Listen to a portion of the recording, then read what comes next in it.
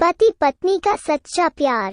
एक आदमी ने एक बहुत ही खूबसूरत लड़की से शादी की। शादी के बाद दोनों की जिंदगी बहुत प्यार से गुजर रही थी।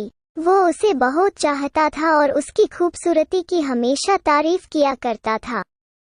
लेकिन कुछ महीनों के बाद लड़की चर्म रोग स्किन डिजीज से ग्रसित हो गई और धीरे धीरे उसकी खूबसूरती जाने लगी। खुद को इस तरह देख उसके मन में डर समाने लगा कि यदि वो बदसूरत हो गई तो उसका पति उससे नफरत करने लगेगा और वो उसकी नफरत बर्दाश्त नहीं कर पाएगी। इस बीच एक दिन पति को किसी काम से शहर से बाहर जाना पड़ा। काम खत्म कर जब वो घर वापस लौट रहा था, उसका एक्सीडेंट हो गया।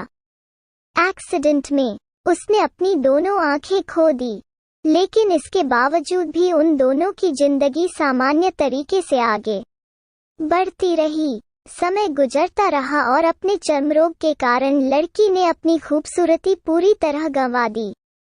वो बदसूरत हो गई, लेकिन अंधे पति को इस बारे में कुछ भी पता नहीं था, इसलिए इसका उनके खुशहाल विवाहित जीवन पर कोई प्रभाव नहीं पड़ा। वो उसे उसी तरह प्यार करता रहा। एक दिन उस लड़की की मौत हो गई। पति अब अकेला हो गया था। वो बहुत दुखी था। वो उस शहर को छोड़कर जाना चाहता था। उसने अंतिम संस्कार की सारी क्रियाविधि पूर्ण की और शहर छोड़कर जाने लगा। तभी एक आदमी ने पीछे से उसे पुकारा और पास आकर कहा, अब तुम बिना सहारे के अकेले कैसे चल पाओगे? इतने साल तो तुम्हारी पत्नी तुम्हारी मदद किया करती थी।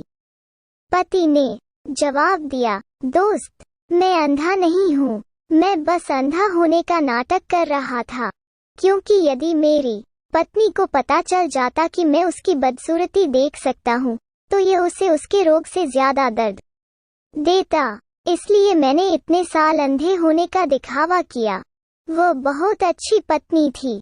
मैं बस उसे खुश रखना चाहता था।